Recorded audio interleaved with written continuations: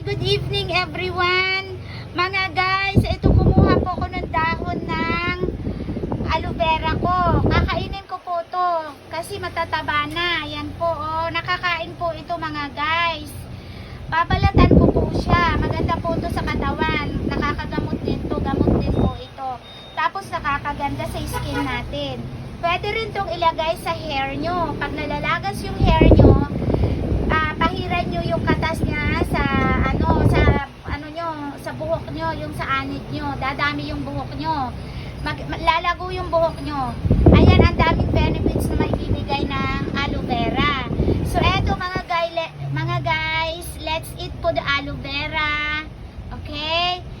Mga guys, anong foods nyo? Nagluto na ba kayo ng mga foods nyo dyan? Ako eto lang kakainin po uli. Ngayon, na dinner, eto, masarap.